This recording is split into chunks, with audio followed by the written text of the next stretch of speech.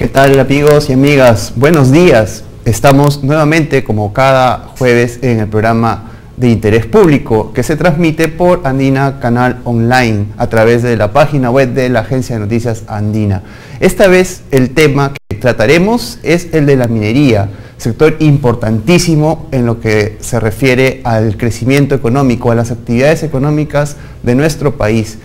Estamos para ello acompañados por uno de los principales representantes del tema a nivel estatal. Es el viceministro de Minería, el señor Guillermo Shino Guamaní, a quien agradecemos su presencia esta mañana. Buenos días, viceministro. Buenos días, gracias. Encantado de tenerlo por aquí y, bueno, dispuestos a conocer un poco más sobre cómo está yendo el sector en esta etapa un poco difícil para la economía mundial.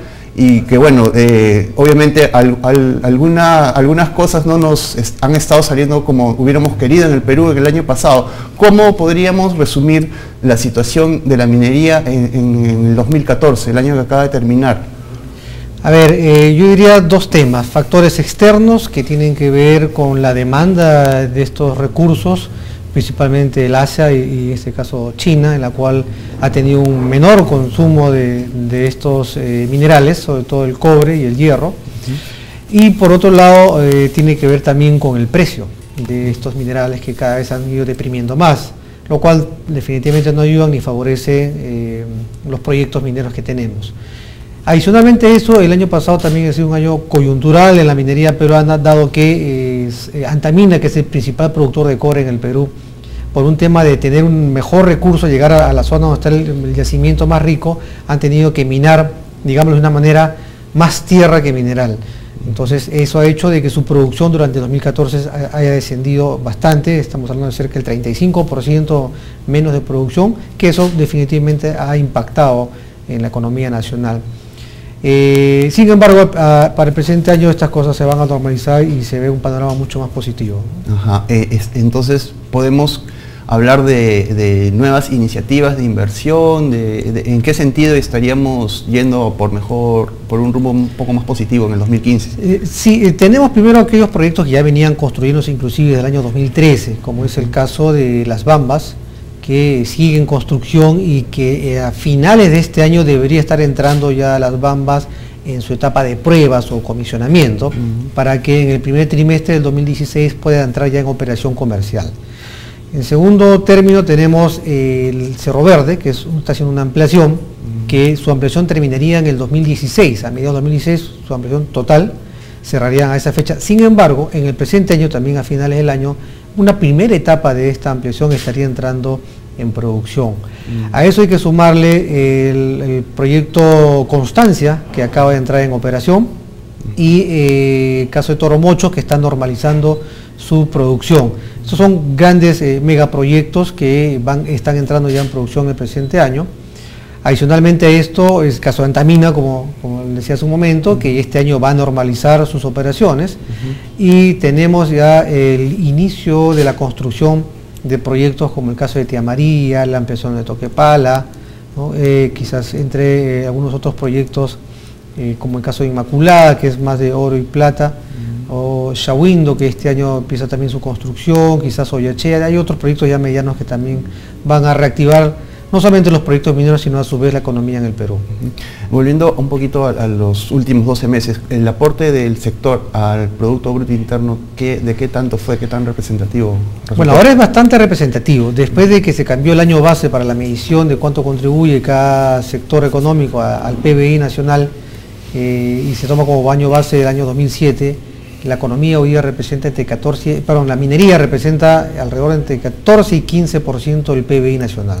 Es un porcentaje bastante elevado, y que definitivamente eso muestra pues la importancia que tiene este sector dentro de la economía. ¿Eso se va a mantener en el 2015? Creemos que sí, van a ser cifras muy similares, un poquito más, un poquito menos, pero dada la envergadura de las inversiones que sean, porque hoy día cuando hablamos de proyectos mineros ya no hablamos como hace 10 años atrás, de proyectos de 300 millones, 400 millones, sino estamos hablando pues de 2.000 millones, 3.000 millones, Las Bambas van a ser total 10.000 millones de dólares, solamente un proyecto, o sea, cosas de esa magnitud hace que que hoy día pues, la economía, la minería en la economía tenga un factor muy importante. Bueno, ese tipo de proyectos son emprendidos tanto por empresas, consorcios, ¿no? Que con la suficiente capacidad y no sé qué tanto se está haciendo o si hay alguna estrategia para captar el interés, digamos, de un mayor número de estas entidades para futuro asegurar nuevos proyectos.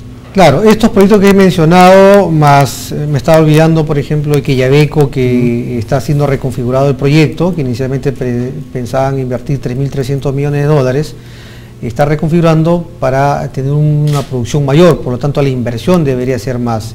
Pero eso es algo en la cual el directorio de Anglo American debe tomar una decisión hacia mediados de este año. Toma la decisión de ir adelante con la construcción, pero la construcción todavía estaría empezando hacia finales de año porque hay todo el tema de la logística previa, ¿no?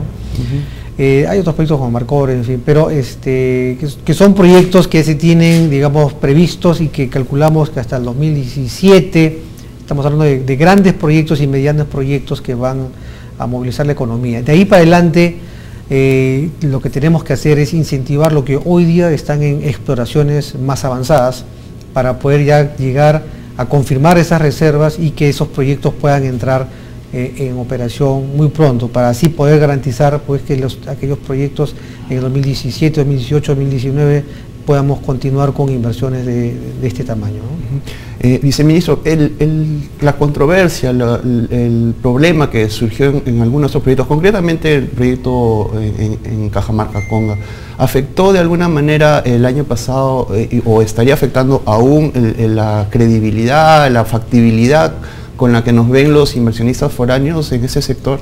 Definitivamente afecta, ¿no?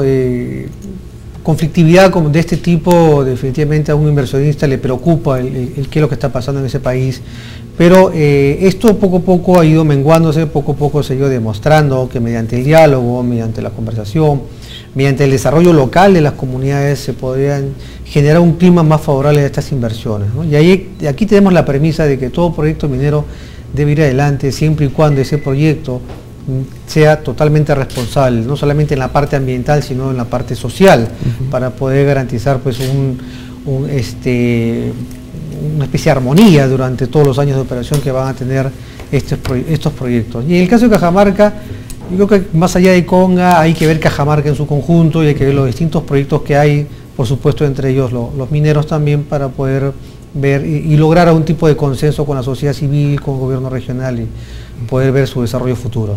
Esta responsabilidad, este compromiso de las empresas con las comunidades sobre las que están trabajando, bueno, es una cosa que depende del libre albedrío de estos consorcios, de esas entidades, únicamente de ello. No, o sea, primero las operaciones son netamente de ellos tienen que ser totalmente responsables de la operación y que esta operación no contamine el medio ambiente. Y para eso tenemos instituciones fiscalizadoras que se encargan de vigilar que esas operaciones se estén cumpliendo y que en caso se pueda encontrar que por ahí superen a un límite máximo permisible, la entidad, en este caso el OEFA, pueda sancionar a las respectivas empresas. Pero desde el lado de ver el desarrollo de la comunidad, en realidad es una obligación más del propio gobierno, en la cual estamos teniendo una actitud y una intervención multisectorial. Estamos yendo con el Ministerio de Vivienda para ver todo el tema de agua y saneamiento, vamos con el Ministerio de Agricultura para ver proyectos de agricultura en la zona, el mismo Ministerio de Energía lleva electrificación rural, a veces requieren atenciones de salud, temas educativos, distintos ministerios intervenimos en distintos lugares para poder brindar ese tipo de infraestructura básica que permita que la gente por lo menos tenga un mejor nivel de vida. Y eso nos ayuda a consolidar un clima favorable a estas inversiones y por supuesto las empresas luego complementan ese desarrollo con otras acciones propias de su responsabilidad social. Y yendo al tema de complementación entre los diversos sectores que tienen que ver con la energía, con la explotación, ¿qué tanto podría estas nuevas inversiones en petróleo, en extracción de petróleo, beneficiar a la minería en cuestión de combustible, de facilitar, digamos, la realización de proyectos o digamos, economizar los procesos? ¿Hay alguna relación directa? ¿Se espera algún resultado al respecto? Tiene un grado de relación dado de que el petróleo para la minería es un insumo. Es un insumo ya sea para las unidades móviles que requieren combustible para poder movilizarse, o en algunos casos tienen pequeñas centrales térmicas de respaldo cuando a veces el sistema interconectado no funciona o hay una interrupción, entonces utilizan una autogeneración esporádica, digamos, ¿no? Desde el punto de vista de que el precio del petróleo está bajando, ha bajado bastante, eso va a contribuir, digamos, en que las empresas sean más eficientes, los ayuda a que sean, tengan un insumo mucho más barato, y eso va a generarse una mayor rentabilidad de la empresa, va a generar a su vez mayores impuestos y a su vez un mayor canon, ¿no? O sea, tiene no solamente un efecto favorable a la misma empresa, sino en general a la economía del país también, ¿no? Me hablaba hace unos momentos de la necesidad de mantener estos proyectos y también de fomentar nuevos. Hay unas normas que el gobierno ha dado con miras precisamente a dar una mayor flexibilidad o facilidades a estas empresas, a estos proyectos, pero también han despertado ciertos temores, ciertas protestas por parte de sectores que creen que se va a vulnerar la autonomía, la integridad de las comunidades campesinas con las que se va a trabajar, cerca de las que se va a trabajar estos proyectos. Bueno, este decreto supremo 001, ¿qué tanto podría afectar en ese sentido a las comunidades, viceministro? Muy buena la pregunta y me permite la oportunidad para hacer una aclaración. Efectivamente hemos emitido un decreto supremo, 001-2015-M, que la idea es impulsar proyectos mineros en la cual se está estableciendo un proceso mucho más ágil, más óptimo, para poder autorizar las construcciones y el funcionamiento en tiempos mucho más, en tiempos menores. Uno de ellos tiene que ver con el acceso al terreno superficial, para lo cual las empresas requieren o comprar el terreno superficial o requieren el permiso del dueño del terreno superficial. Y en el caso particular de las comunidades campesinas, en las cuales ellos son dueños o posesionarios, ahí lo que hemos establecido, y se está malinterpretando, de que la empresa va a requerir de un documento, un acta de la junta directiva, ¿no? Pero si leemos el siguiente párrafo de ese artículo 3, en tanto los incisos C como el D, en la cual dice el siguiente párrafo, y un documento de fecha cierta sobre la cual la comunidad campesina está digamos, autorizando el uso del terreno superficial. Y ese párrafo justamente prevé que tiene que estar concatenado con la ley de comunidades campesinas. O sea, para que una comunidad campesina otorgue el derecho para que use su territorio superficial, requiere definitivamente, de acuerdo a la ley de comunidades campesinas, que sea mediante una asamblea general y que el 2/3 de los que asisten ahí a esa asamblea general estén a favor de ceder en uso el terreno superficial. Eso se refiere con ese documento de fecha cierta, y no solamente hay que leer el primer párrafo que dice el acta de la junta directiva, ¿no? Hay que leer en conjunto para entender bien, ¿no? En todo caso, yo quiero aclarar de que en ningún momento el decreto supremo esté vulnerando ni esté cambiando la ley de comunidades campesinas, sino más bien es complementaria. Es un requisito indispensable entonces la realización de esta asamblea general y ese nivel de votación, no puede darse sin ello. No podemos aceptar nosotros que un proyecto minero vaya adelante en un terreno de una comunidad, si es que la comunidad en una asamblea general y el 2/3 de esa asamblea general no estén a favor de ceder en uso el terreno superficial. Y cuando se produce esa sesión, bueno, ¿hay alguna suerte de reconocimiento de qué tipo a la comunidad, de qué es lo que se procede a hacer en esos casos? Normalmente lo que hay es un acta de la comunidad, ¿no? Que hay que legalizar, inclusive el acta se inscribe en registros públicos. Es uno de los requisitos que nosotros le pedimos a un proyecto minero para poder otorgarle un permiso para su proyecto, ¿no? La comunidad tiene su propia ley en la cual se rigen ellos. Nosotros no hemos querido ni podemos intervenir sobre la decisión autónoma que ellos tengan sobre cada proyecto en particular.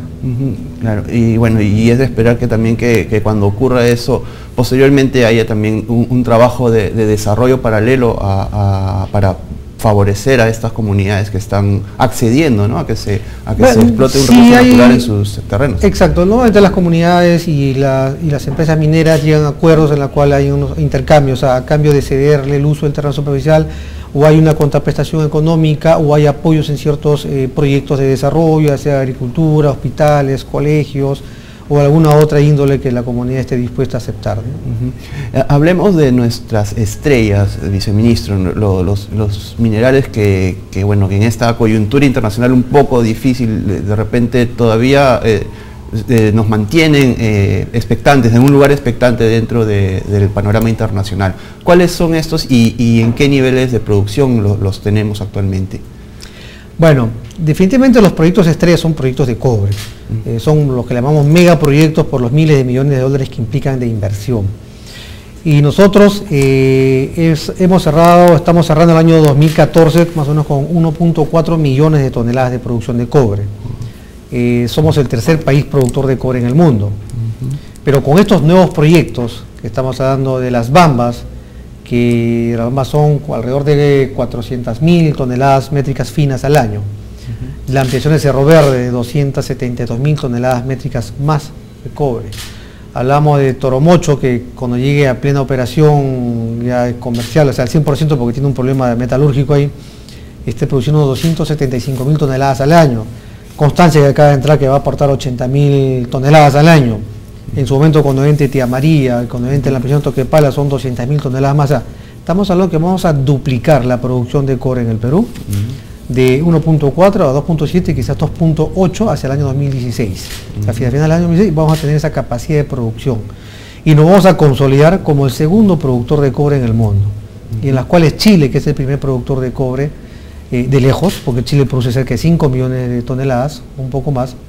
Entre Chile y Perú vamos a tener cerca del 50% de la producción mundial de cobre, lo cual geopolíticamente nos posiciona como actores muy relevantes para poder afrontar cualquier tema, en el caso particular del mercado del cobre, ¿no? Son estos proyectos clave, las estrellas que hablamos, porque hablamos de inversiones de las Bambas, 10.000 millones de dólares, la ampliación de Cerro Verde, 4.600 millones de dólares, el momento que salga Quellaveco, por lo menos son 3.300 millones de dólares o más. Constancia, que acaba de terminar, que estamos hablando de alrededor de 1.800 millones de dólares. Estamos hablando de Toromocho, que ya invirtió cerca de 3.000 millones de dólares y va a invertir quizás 1.500 más para una ampliación. Tía María, que son 1.400 millones de dólares. La ampliación de Toquepala, 1.100 millones de dólares. O sea, estamos hablando de cifras que están, si sumamos todo, debe estar entre 10 y 15.000 millones de dólares que están en pleno proceso, ¿no? Ajá. Y dentro de este plan de diversificación productiva, bueno, se ha hablado mucho, ¿no?, de la necesidad de no quedarnos en las materias primas.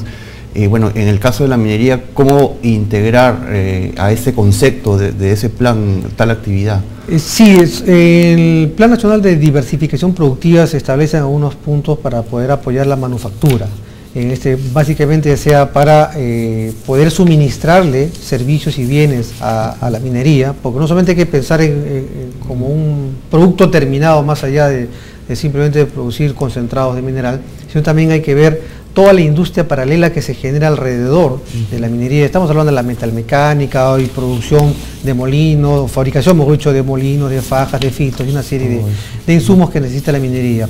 Pero desde el punto de vista del producto terminado, por supuesto que también hay que reforzar todo el tema, después de los concentrados de minerales, hay que pasar a las refinerías, hay que aumentar el número de refinerías para poder obtener ya metales, metales de cobre, metales de plata, metales de oro, o sea, las barras, y a partir de ahí inclusive hay que empezar a fomentar y promover industrias más terminadas, ya sea joyería para el caso de productos, metales preciosos como el oro y la plata, o estamos hablando de ciertas industrias como que ya existen pocas para cobre, producción de alambres de cobre, ¿no? O de algún otro tipo de mineral que luego vamos fomentando con un producto más terminado, ¿no? Yo creo que en esa línea estamos dentro de lo que es el Plan Nacional de Diversificación Productiva. ¿Y estamos en capacidad de avanzar hacia ahí o estamos...? Ese es un camino que hay que ir paso a paso, ¿no? O sea, tenemos países, creo que podemos seguir, como el caso de Australia y Canadá,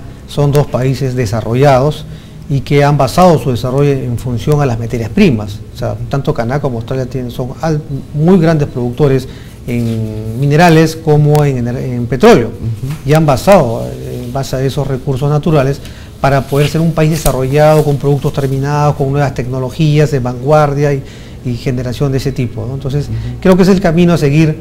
no es algo que suceda de la noche a la mañana, pero hay que ir sentando las bases para poder llegar en el futuro a ser un país similar a ellos. Bien, bueno, interesantes los detalles y las cifras que nos está brindando el viceministro de Minería. Es una actividad, pues como decíamos al comienzo, sumamente importante para nuestro país, para nuestra economía, desde no desde ahora, sino desde prácticamente toda nuestra vida como país, valga la redundancia. Pero también la minería se ve aquejada por los vacíos que de repente se generan por diversos motivos socioeconómicos, políticos, y uno de ellos fue tomado en algunos sectores por lo que conocemos como minería ilegal o minería artesanal, que son dos cosas distintas, lo ilegal y lo artesanal. Este aspecto, bueno, ¿qué tanto sigue siendo preocupante este año, señor viceministro? El año pasado se han emprendido campañas en contra de la minería ilegal, parece que bastante efectivas en algunos sectores, sobre todo en Madre de Dios. Pero este año, ¿qué expectativas al respecto? ¿Y qué tanto afecta esta actividad a la economía formal minera? Bueno, es muy clara la diferenciación que has hecho, que efectivamente una es la minería ilegal, aquella que utiliza maquinaria que no corresponde a un minero artesanal, aquella que trabaja en lugares prohibidos, parques nacionales, ¿no? O que trabaja totalmente sin ningún permiso, sin ninguna documentación, y más han actuado invadiendo, digamos, terrenos y concesiones de terceros, diferente a aquellos otros que posiblemente están trabajando en concesiones de terceros, pero tiene todas las condiciones de ser un minero artesanal, trabaja con pequeña maquinaria, más artesanal, aquellos que de alguna manera tienen algo ya avanzado y se han sometido a un proceso de formalización, que es el que estamos trabajando hoy en día, y bueno, que ya estamos en una etapa de saneamiento. Es muy importante porque efectivamente esto va a ayudar a contribuir a incrementar la producción de minerales en el Perú, va a su vez a ser un medio de sustento para aquellas familias. Los mineros artesanales también es un medio en el cual se tienen que dedicar para poder ellos vivir, pero hay que hacerlo ordenadamente y adecuadamente, respetando también el medio ambiente, ¿no? Y todos los sistemas ahí. En esa parte nosotros estamos trabajando directamente con los gobiernos regionales, porque son los gobiernos regionales los encargados de la formalización. Se han creado, mejor dicho, en cada gobierno regional ventanillas únicas. El Ministerio de Energía y Minas ha aportado el año pasado alrededor de 9 millones de soles justamente para la implementación y operatividad de estas ventanillas únicas, y vamos a seguir apoyando. Adicionalmente eso, también apoyamos con recursos de personas que asisten y apoyan a las regiones para todo el proceso de formalización. El caso de la minería ilegal, por su mismo ámbito, ellos están sujetos solamente a una interdicción. Se entiende que son gente que no quiere formalizarse, que quiere trabajar al margen de la ley y que lo hace en lugares prohibidos o lo hace con maquinarias que exceden más allá de un pequeño minero o un minero artesanal, ¿no? O sea, y que esos, principalmente vemos esos casos, sobre todo en Madre de Dios, cómo han ido devastando la Amazonía, ¿no? Ahí lo único que queda son las acciones de interdicción contra ese tipo de actividad. Bien, bueno, estamos pues conversando, como señalábamos hace un minuto, con el viceministro de Minería respecto a este sector tan importante para la economía del país. Nos indican que tenemos que hacer una pausa en nuestra conversación. Regresamos dentro de unos instantes con ustedes, amigos y amigas. Quédense en sintonía. Gracias.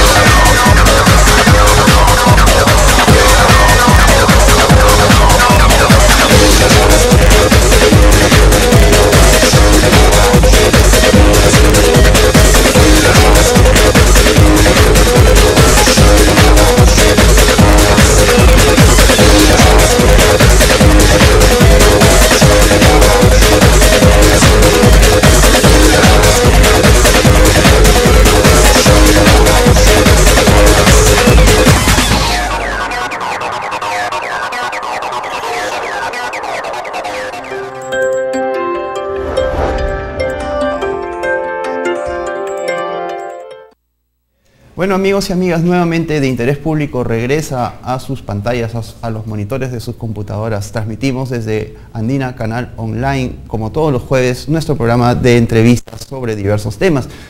Esta vez estábamos conversando con el viceministro de Minería, sobre Guillermo Chino Guamaní, sobre lo que va a ocurrir este año con el sector, lo que ha ocurrido el año pasado con él y las expectativas a nivel de inversiones y también en cuestiones prácticas de mantenimiento del medio ambiente y lucha contra la minería ilegal.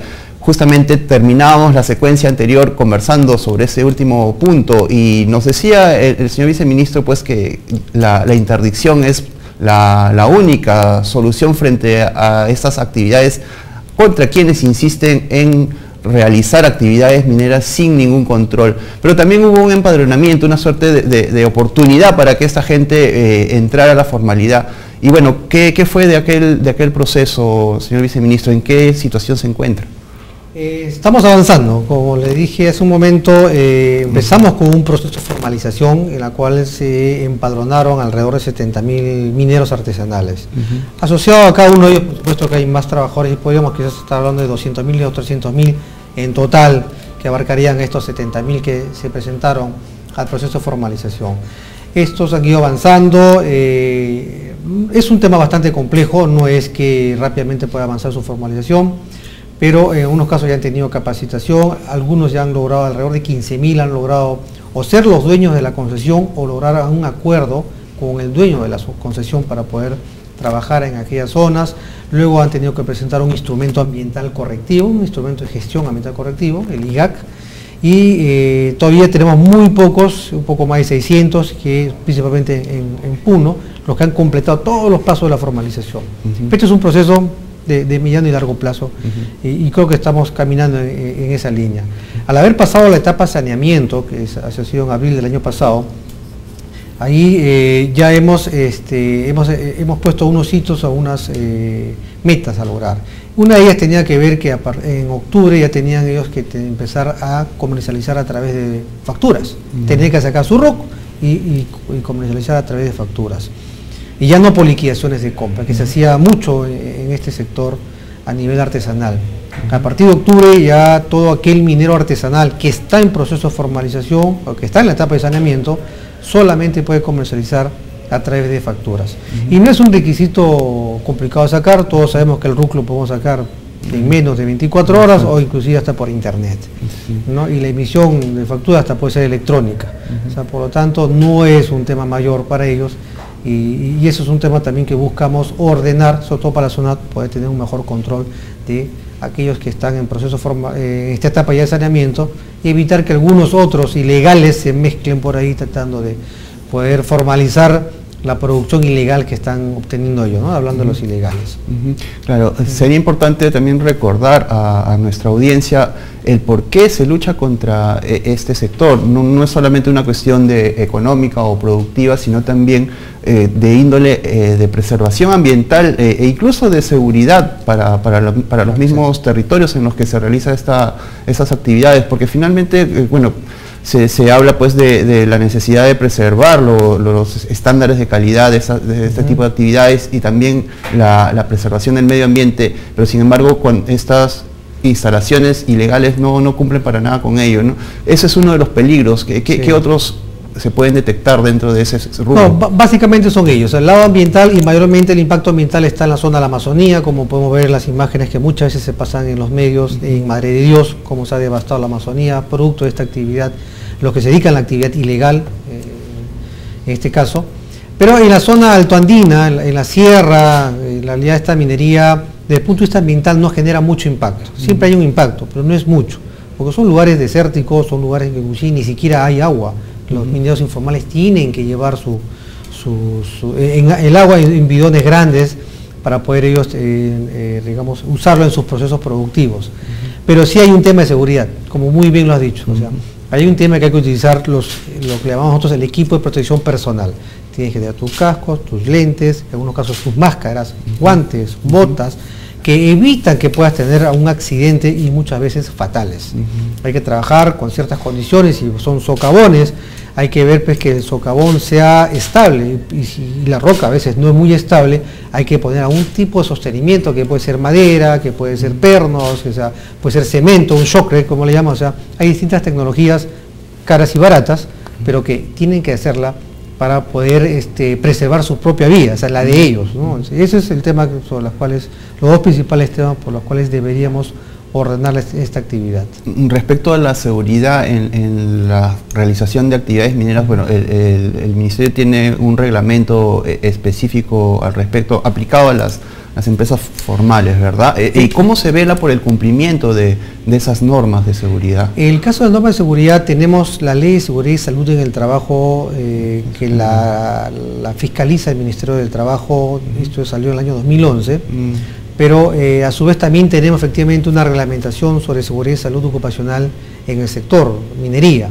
Y este reglamento lo tenemos del año, o sea, muchísimos años atrás, y se han ido actualizando estos reglamentos. La última que tenemos es la del año 2010, que es un decreto supremo 055, y que hoy día estamos en un proceso de actualización de dicho reglamento porque hay que adecuarla a la nueva ley de seguridad y salud en el trabajo. Pero quien se encarga en general, desde el punto de vista de seguridad, de un plan de seguridad, los equipos de protección personal, es el Ministerio de Trabajo, pero de las instalaciones, que es algo mucho más técnico, requiere de geólogos, ingenieros de minas, las instalaciones, que pueden ser los casos que te he mencionado, para ver la sostenibilidad de un socavón, o la sostenibilidad de los taludes, de los tajos. Ahí se requiere, digamos, estudios geomecánicos, y de eso se encarga OCINARMIN.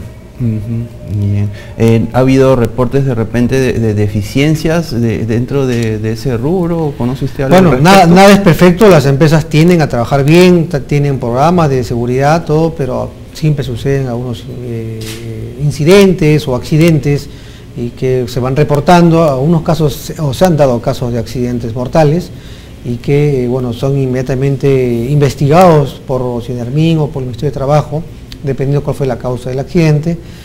Y bueno, en ese trabajo siempre se está, ¿no? Quizás quisiera rescatar, no tengo la cifra ahorita, pero el año 2014 ha sido, bueno, siempre toda pérdida humana es lamentable, pero ha sido el año en la que en toda la historia de la producción minera ha sido menor el número de accidentados, que ha estado 30 y tantos, no recuerdo la cifra exacta, pero comparado con otros años que ha estado por encima de 40, y tomando en cuenta que cada vez tenemos mayores operaciones mineras, que si uno lo ve como un índice, el índice de accidentabilidad o el índice de severidad ha disminuido bastante en este caso, ¿no? Bien, también el tema social tiene mucho que ver con la minería, como se ha podido desprender de parte de lo que nos está refiriendo el viceministro en esta entrevista. Bueno, obviamente si de por medio hay comunidades, hay trabajadores, tiene que entrar a tallar el tema social, y en el sector suyo hay una oficina dedicada a la gestión social. ¿Cuáles son las actividades, las preocupaciones y ocupaciones que desarrolla esta dependencia? A ver, a raíz de tanta conflictividad que ha habido alrededor de estas industrias extractivas, nosotros tenemos una nueva estrategia de intervención basada en 4 ejes. Primero es una intervención temprana, en el sentido de que el primer contacto que tiene el sector minero con las comunidades, sobre todo, es de la etapa de la exploración. Y no hay que esperar hasta que recién un proyecto entre en producción, donde hay los mayores impactos, para empezar, digamos, a ver el aspecto social. Sino esto hay que verlo desde su inicio, justamente desde la exploración. Si bien el impacto de la exploración, que es menor, es mínimo, porque las exploraciones son pequeñas perforaciones que se van haciendo, en la cual uno saca lo que llamamos testigos, unas muestras. Adicionalmente sale un poco de lodo, y el lodo se ponen en ciertas pozas, y muchos de los insumos son biodegradables, o sea, su impacto es muchísimo menor, casi no tiene impacto la exploración. Pero desde ahí hay un contacto con las comunidades, entonces ahí nos estamos acompañando a las empresas mineras para poder tener un mejor relacionamiento, y también hacer entender a las comunidades que en la etapa de exploración la empresa tiene cierto nivel de responsabilidad social que cumplir. No le podemos exigir mucho, porque es una etapa en la cual las empresas están invirtiendo y no están obteniendo ingresos, o sea, hay que ver. Y ya en la etapa de producción se podrá ver y se van a generar muchos recursos, inclusive por los impuestos y el canon. Ahí tenemos una intervención temprana. El segundo elemento tiene que ver con la atención descentralizada. Nuestra oficina de gestión social, si bien está en el Ministerio de Energía y Minas en Lima, tenemos agentes en prácticamente las 24 regiones del Perú. en la cual están monitoreando permanentemente y nos están alertando tempranamente para evitar que un problema vaya mayor, y más bien hay que prevenir el conflicto. Y en ese tema tenemos mucha gente que tenemos presente en distintas comunidades muy cercanas a los proyectos mineros. El tercer tema tiene que ver con la intervención multisectorial, que algo les hablé hace un rato, en la cual los distintos ministerios, dependiendo de las necesidades de aquellas comunidades, intervenimos ahí, ya sea con programas sociales como programas con obras de desarrollo. Obras de desarrollo en el sentido de que hay que darle electrificación rural, programas de agricultura, que hay que ver agua y saneamiento, colegios, hospitales, como programas sociales, Pensión 65, Caliwarma y otras cosas de ese tipo que digamos es más de apoyo a las necesidades propias que tiene cada comunidad. Ese es el tercer eje. Y el cuarto eje tiene que ver con la transparencia. La transparencia que está referida a que cómo vamos mostrando los recursos que genera esta actividad y cómo esos recursos van siendo direccionados a las regiones y cómo a su vez las regiones van utilizando esos recursos en sus propias comunidades.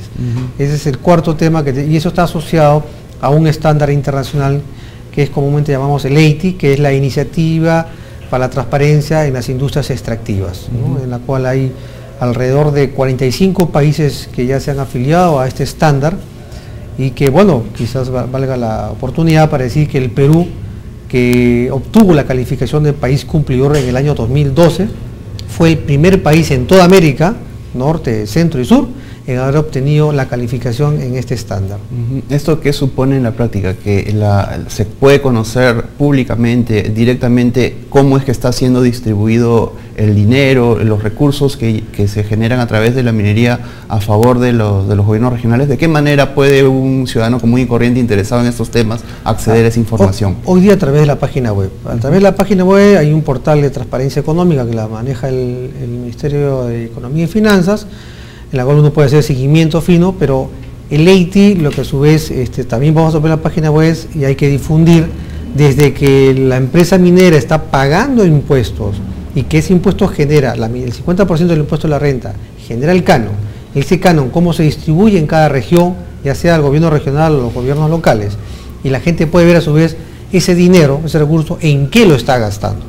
Entonces, eso es lo que nos permite este estándar, que la cual hemos certificado de que un ciudadano o un comunero inclusive en la página web puede ver el dinero que genera la industria extractiva que tiene cerca a su comunidad, cómo se está utilizando esos recursos que genera esa industria, ¿no? esa empresa minera o petrolera, por el caso de EITI es tanto petróleo como minería, cómo se está utilizando el dinero, ¿no? Para pedirle cuentas a sus autoridades, no solamente al gobierno nacional, también tiene que pedirle cuentas a su gobierno regional que tiene recursos, tiene producto del canon, también tiene que invertirla en sus comunidades. Porque no es justo que tengamos comunidades pobres al lado de grandes industrias mineras, y cuando la región tiene mucho dinero que invertir en esa zona y que muchas veces no lo hace ahí, sino lo hace en otras localidades o principalmente la capital de las regiones. Y muchas veces se hace en proyectos que finalmente no tienen un impacto concreto a favor de la población. Exacto. ¿Verdad? ¿Cómo ve usted desde su sector? Bueno, de repente no está tan directamente relacionado con ese resultado final, pero ¿cómo ve que ese flujo tan inmenso de recursos finalmente en muchas ocasiones, en muchos lugares, no tenga el impacto que debería tener en cuestiones de cantidad, de productividad o de proyectos viables? Bueno, algo preocupante, ¿no? Pero o sea, de hecho que tenemos malos ejemplos de cómo se ha invertido con monumentos, digamos que no sirven para nada, pero el Ministerio de Economía y Finanzas, por lo menos desde el punto de vista del canon, ya le puso una especie de candados, en la cual el canon solamente sirve para financiar proyectos de desarrollo, o sea, no es monumentos, no es otra cosa, sino para algún tipo de desarrollo, un programa de agricultura, puede ser algún tipo de industria que finalmente va a generar fuentes de ingresos, o sea, cosas de ese tipo es para lo cual puede servir el canon, ya no para otro tipo de construcciones. De repente, si ese candado se hubiera cerrado un poquito antes, no habría tanto descontento, ¿no? Porque precisamente sí. Hay mucho de estas protestas se originan en que supuestamente los recursos ingentes que una comunidad, que un distrito o una provincia tendría que recibir, supuestamente no se están recibiendo a ojos del poblador, pero sí están dándose, nada más que no son bien invertidos por las autoridades correspondientes, ¿no? Y de ahí vienen los reclamos y eso. Cajamarca, Ancash, Arequipa, Puno, Moquegua, Tacna, son regiones que reciben mucho Cerro Pasco, ¿no? O sea, reciben mucho canon, mucho dinero por el canon, producto de las actividades mineras, ¿no? Y hay que hacerle seguimiento también en el buen uso de esos recursos, ¿no? Yo la verdad veo que estas nuevas autoridades, las recientemente elegidas y que están ya en las regiones, creemos que sí van a trabajar mejor con el uso de esos recursos, porque cada vez somos más conscientes de que no se puede ser injusto con aquellas poblaciones que necesitan más que se inviertan en sus localidades. Y bueno, vamos ya llegando al término de este programa y de esta conversación con el viceministro de Minería, y antes de despedirnos, pues recapitulemos lo que hablábamos al comienzo respecto a lo que va a ser este año y a la importancia que tendrá esta actividad en la economía de nuestro país. Bueno, estamos frente a un panorama un poco, se puede ver con un poco más de optimismo que el del año pasado, ¿no es así? Sí, un poco, a pesar de que el contexto internacional no nos va a ayudar todavía, pero hay aspectos internos que sí podemos ver que va a ser que el sector minero este año va a ser mejor que el 2014. Uno, porque los proyectos mineros siguen avanzando, los que ya están en construcción, y van a haber nuevos proyectos mineros que van a continuar durante el presente año. Y dos, la coyuntura que hemos tenido con Antamina, que ha tenido una menor producción el año pasado y que este año va a recuperar sus niveles de producción. Lo mismo que Toromocho, que empezó, el problema de Toromocho es que tiene mucho arsénico, su cobre, su concentrado de cobre, que hace que su recuperación no era la que esperaban. Pero conforme van minando más en el yacimiento, cada más abajo ya este contaminante, este arsénico, no está presente en el cobre, por lo cual ellos ya van a poder producir más. Esos son elementos que nos hacen ver de que el presente año va a haber un crecimiento, digamos, tanto en la producción, sobre todo en la producción de minerales en el Perú, ¿no? El año pasado hemos estado cerrando alrededor de 8.500 millones de dólares, entre 8.000 y 8.500 millones de dólares de inversión, y el presente año creemos que va a ser una cifra similar. Y también hay que esperar que la situación internacional no sea tan desfavorable, aunque eso ya escapa de nuestras manos. Eso escapa de nuestras manos, esto se maneja por la oferta y la demanda. China es el principal demandante, está acelerándose, China está creciendo, pero cada vez a tasas menores.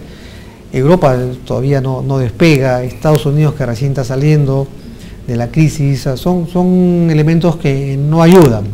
Y si eso lo sumamos a la oferta, o sea, cada vez más proyectos que van entrando es incrementar la oferta, y de acuerdo a la ley de oferta y demanda, cuando hay más oferta y la demanda se estanca o baja, los precios tienden a bajar. O sea, los precios no van a ayudar mucho el presente año, quizás el próximo tampoco, pero conforme se vea que cada vez en el mundo hay menos proyectos, ya los precios tienden a subir. Esa es la curva natural, digamos, de los precios, ¿no? O sea, a mayor oferta los precios van bajando, pero conforme ya hay menos oferta, se empieza a demandar más, entonces ya cada vez los precios empiezan a subir, ¿no? ¿Qué países son nuestros mayores mercados, viceministro? A ver, los inversionistas, de hecho, que tienen recursos para invertir, están viendo en dónde invierten. Pueden tener 4, 5, 6 proyectos, entonces priorizan 2 proyectos donde invertir. Y ahí es donde empiezan a ver en dónde les sale más barato, en menor tiempo, y que tenga menos problemas para poder iniciar la producción de sus proyectos, ¿no? Perú sigue siendo un país bastante atractivo. Siempre vemos como un competidor natural Chile, ese que está cercano. Colombia tiene una política que recientemente ha emprendido de seguir atrayendo inversiones, y el otro país es México. Eso exceptuando a los clásicos países como Australia, Canadá, que siguen siendo países muy importantes en minero y se siguen dando muchas inversiones ahí, ¿no? Y China también. Son países, pero sin embargo en la región nosotros tenemos ciertos factores de competencia que no los tienen ellos, como es el caso de la energía eléctrica. Nuestra energía eléctrica es bastante competitiva, tenemos un costo de entre 5 o 6 centavos el kilovatio hora.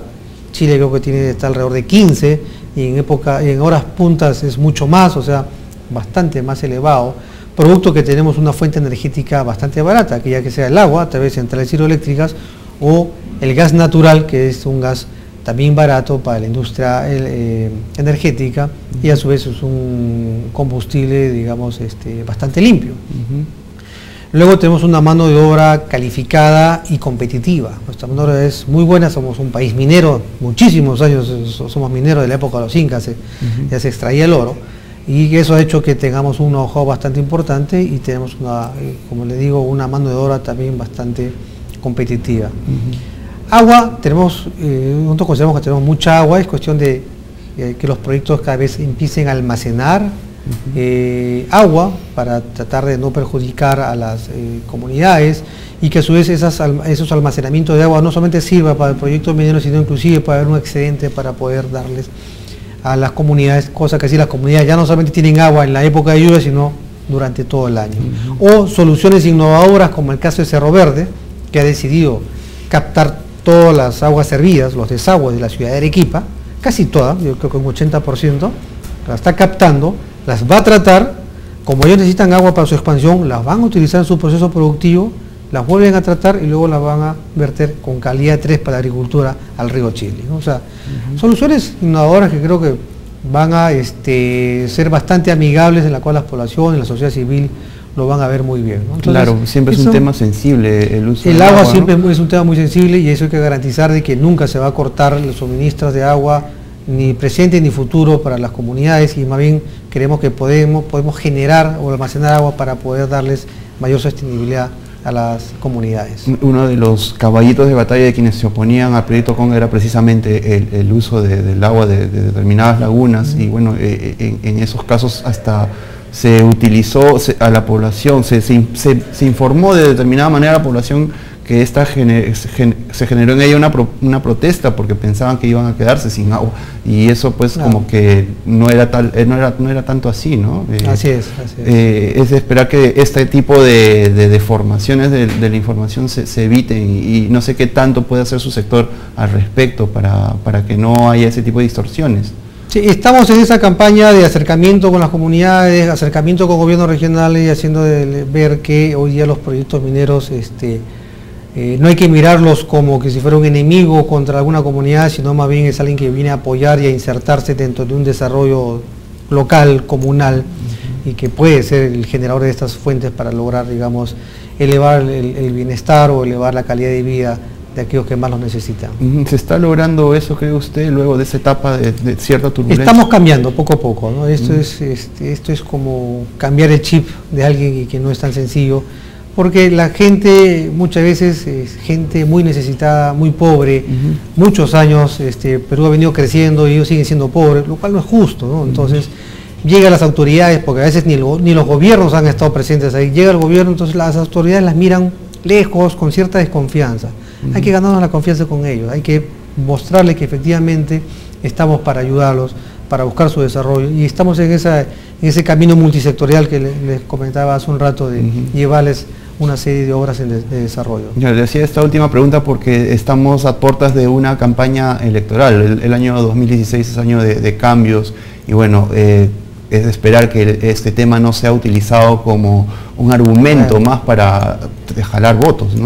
Nosotros esperemos que los futuros candidatos no utilicen de manera equivocada a la minería o al sector extractivo para poder conseguir votos, ¿no? Yo creo que más bien, si hay que usarlo de manera positiva, que el sector extractivo, muy bien llevado, amigable con el medio ambiente, respetando las identidades culturales, genera recursos, que a su vez esos recursos nos permiten brindarle todo el apoyo y el desarrollo que requieren los más necesitados. Eso es inclusión social. ¿Los gobiernos regionales qué tanto pueden participar en esta atracción de inversiones en ese rubro, o es solamente una cuestión de gobierno central? Si bien las competencias son de gobierno central, también hay que trabajar junto con los gobiernos regionales. Y ahí el gobierno regional puede apoyar mucho, digamos, en ese acercamiento con su población, y de alguna manera podemos trabajar en conjunto para poder generar ya más estos otros proyectos de desarrollo, colegios, hospitales, programas de agricultura, viviendas, saneamiento, todo eso va a ser algo de mucho interés para el mismo gobierno regional. Bueno, interesante todo lo que hemos conversado con el viceministro de Minería, Guillermo Chino Wamani. Esperamos pues que esta charla les haya resultado informativa, y que también haya quedado claro la manera en que la minería está actuando a través de diferentes proyectos de inversión a favor de nuestra economía, a favor de mejorar nuestro Producto Bruto Interno y de hacer que en este año 2015 haya un repunte a pesar de las dificultades que podrían suscitarse y que ya se suscitaron desde el año pasado en el mercado internacional. Le agradecemos a nuestro invitado haber estado con nosotros esta mañana en De Interés Público. Nosotros nos despedimos hasta el próximo jueves a partir de las 10 de la mañana. Estuvo con ustedes Fidel Gutiérrez desde Andina Canal Online. Les agradecemos su sintonía. Buenos días.